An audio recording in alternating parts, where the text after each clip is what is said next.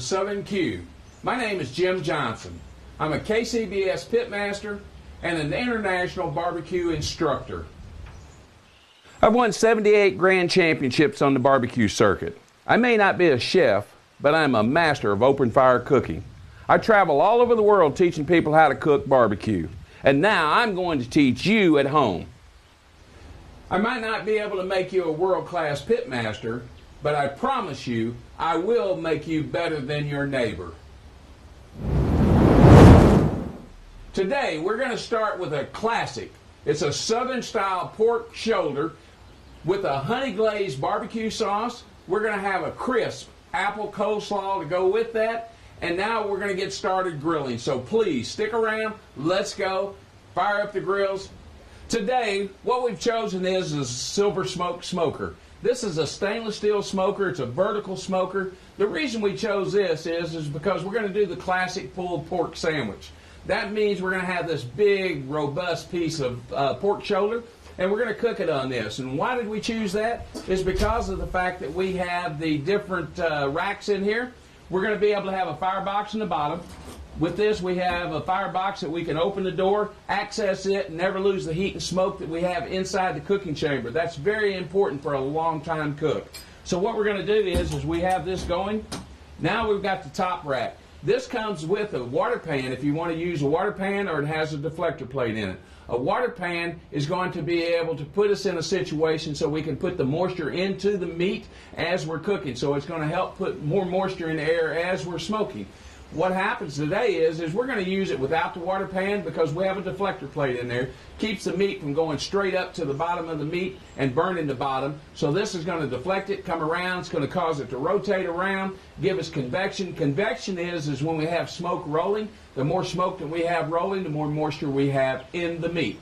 So what's going to happen is we're going to use this. We're going to be in a situation where it's got a removable rack. We've got several racks. We're going to be able to do it with our big piece of meat. We're going to put it in there. As you can see, we have a ton of smoke rolling today. So let's get grilling. Today, what we're going to do is we're going to use lump charcoal. Lump charcoal is 100% natural, no preservative, no chemicals. We're going to use this because this is a product that we need for heat source. So we're going to use it to keep our temperature constant. We're going to have a long cook, and we want to be able to keep it very consistent as we cook. And today, we've chosen hickory. We're going to use hickory to use in our smoking process because we want to add flavor to that meat. By doing so, we're going to be able to add the hickory to it. It's going to be a nice, strong, robust flavor with it. Because of the hardwood, it gives you a harsher smoke. And the fact that we have a big, massive piece of meat that we want to cook for 8-9 hours, we want to be able to do that with some good, strong smoke. So what we're going to do is we're going to use the hickory today. And remember, folks, when you're at home, it doesn't take a lot. Meat absorbs flavor when it's cold, so it's going to get all its smoke and everything up until it reaches 140 degrees internal temperature. So it doesn't take a whole lot, a couple of handfuls of wood chips, and we're going to be in pretty good shape. So let's get this going, let's get the fire rolling, and get ready for our meats. Today what we're going to do is the Boston butt. It's off the pork shoulder.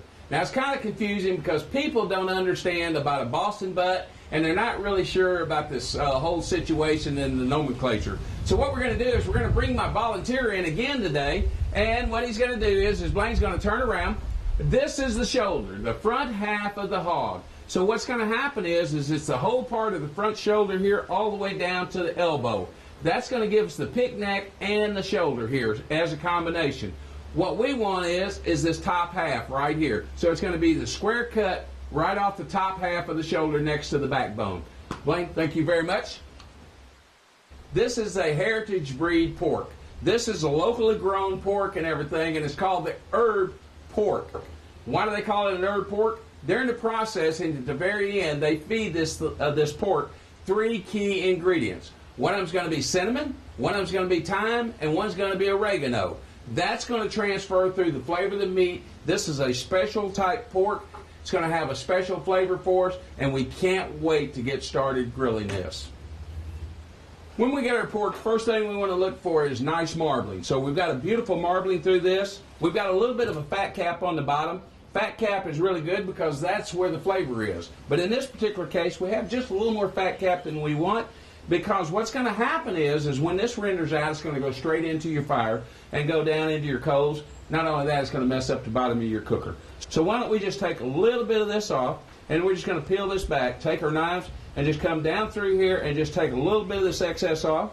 And we don't have to take it all off, and we don't have to take it all the way down to the meat, but we're going to take a little bit of this fat cap off. And this is a perfect trim right here. This is what we would call a competition trim. So if I were doing competition out there, this is what I would trim this down to. Now what we're going to do is we're going to start applying our dry rub, getting it ready to go to the smoker. Today we have a pork shoulder that we're going to put on the smoker. But before we do that, we have to make a dry rub. So we're going to do this, and in order we're going to do it, and by the way, I want you to go to the website. You can get all the measurements and the recipe on the website.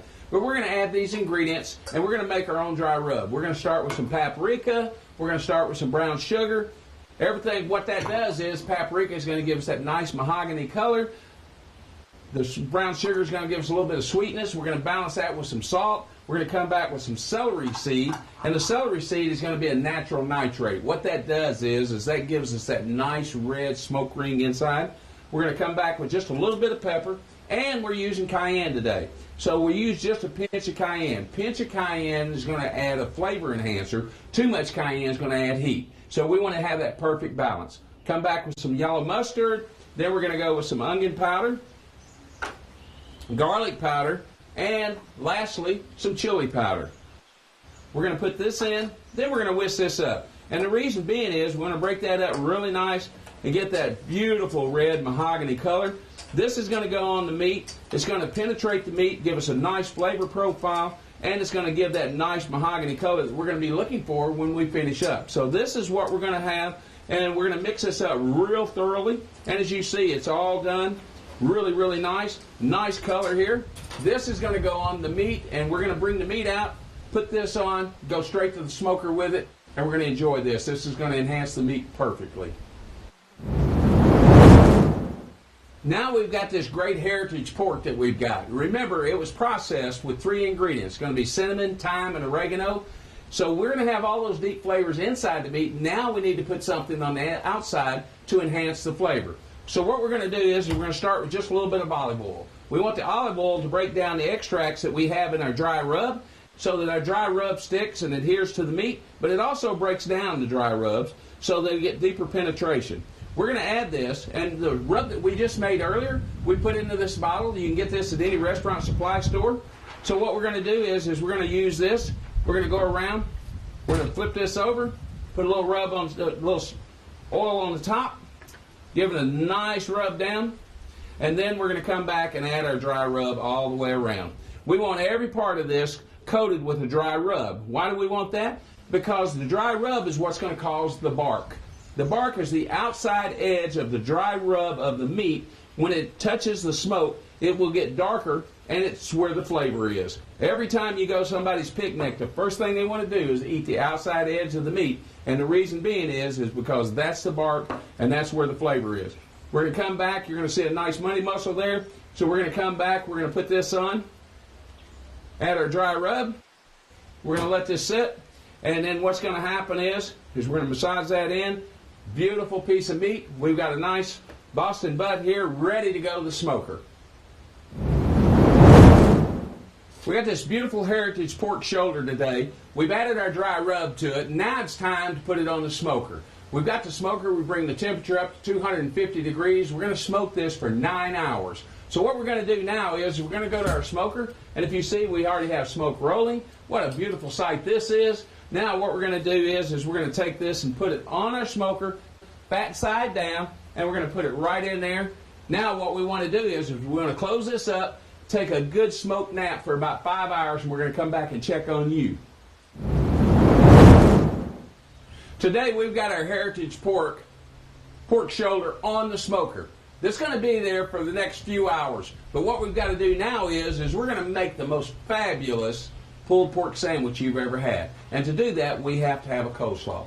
So what we started with is we've taken our coleslaw, we've taken our carrots, and we've taken the purple cabbage, We've diced all that up. We put it in so that you have a really nice color. We want the color. It's got to look appealing if it's going to taste tasty. So we're going to do that. Then what we do is we take some beautiful apples. We peel these, we core them, and then we slice and dice. We like to do that. Everybody likes a good sharp knife, so be careful at home with them. So what we're going to do is we diced up some really nice apples. We take the apples, we're going to add a few to this. We're going to take this and add it to our coleslaw. We want that crunchiness, we want that flavor profile that we're going to get from an apple. Then what happens is we're going to make a creamy coleslaw dressing. And to do that, we're going to have mayonnaise, and we're going to have some vinegar with this. We're going to add just a little bit of horseradish, so we have that little bit of kick to it. And you can see there's a little bit of mustard in here also. So then we're going to add that. And by the way, if you'd like the recipe, go to our website, look for it. It's going to be posted on the website. It's going to give you all the exact ingredients. It's going to have that. So please go check out our website. Then what we're going to do is give this a quick toss. And then we want the flavors to marry together. So we're going to put this back in the fridge for just a few minutes, and we're going to let it set because our pork's getting ready to come off the smoker. And when it does, this is going to top a Memphis-style barbecue sandwich. So we're going to put a little coleslaw right on top of our sandwich and eat it Memphis-style. How's that today for barbecue? So this is what our coleslaw is going to look like. We're going to have a nice little flavor profile going on. Look at the flavors that are going to be dancing in your mouth when you have the pulled pork sandwich today.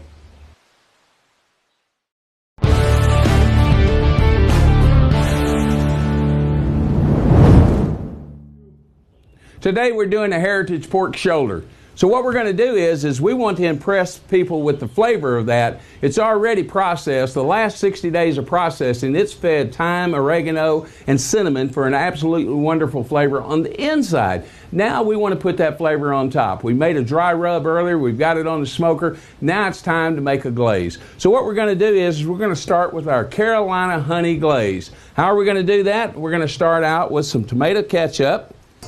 We're going to add that. And by the way, you can go to our website for all the recipes, all the ingredients, all the measurements. Do that. We're going to do it here. This is going to be our tomato sauce that we're going to go with.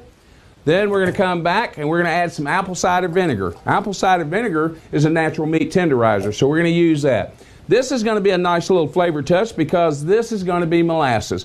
This is going to add that dark, deep, rich flavor that we're going to have. Then we're going to come back and add just a little bit of olive oil. We're going to come back and add some black pepper to balance that out. We're going to add some onion powder.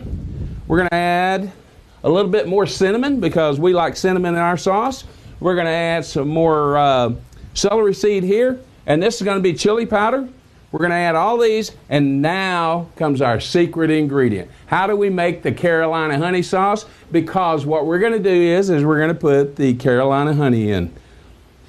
We add that. Now that we've added that, we're going to take our whisk, we're going to mix this up really, really, really good, and we're going to get a nice deep flavor profile that's going to enhance the flavor of our heritage pork.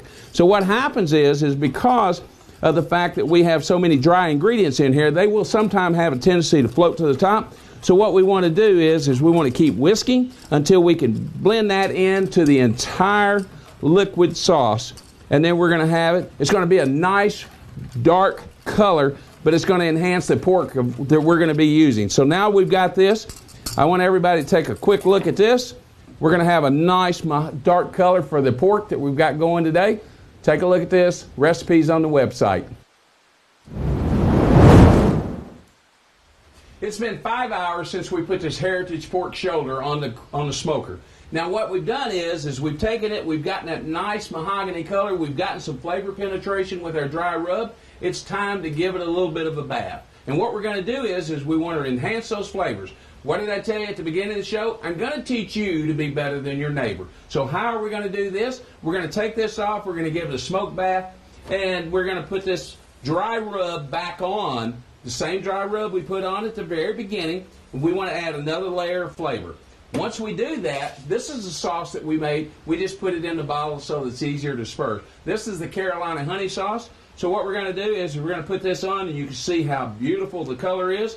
See how bright, shiny this color is going to be. This is what's going to make this pork stand out. What we want to do is we don't want just normal pork. We want the best. So we've got the heritage pork, which is better than your neighbor's. We turned around, we made our own dry rub, we made our own sauce. So what we're going to do, you see this big massive piece of meat, it weighs about 8 pounds. People have to figure out, okay, when do we know the meat's done? What do we know about meat and things like that? For rule of thumb on big pieces of meat, the rule of thumb is 1 hour per pound plus an hour. So if this is an 8-pound Boston butt, we're going to cook it for approximately 9 hours at 250 degrees over smoke and coals. So what we're going to do is we're going to wrap this. And what's going to happen now is when we wrap this, we're going to put this back on the smoker, and all the fat that's still left in this is going to render out, stay inside, and it's just going to become more and more tender. Fold over, fold up. What does that do? That makes me a boat. So that allows all the juices to remain in here instead of running out in my shoe. So what we want to do is when we put this back on, it's time to put this back for another smoke nap. And we've got about another 4.5 hours to go on this. So we're going to put this back in and let it rest. Remember, keep the door closed, because if you're looking, you ain't cooking. So let's put this back in here. Look at that nice smoke. We've got nice heat. We didn't lose any heat because we kept the door closed. I'm running my mouth now. I'm costing us time. I'm costing us time, temperature, and heat. So quit talking and start cooking. Get back to it, neighbors. We're going to be back on it and check on it in just a little bit.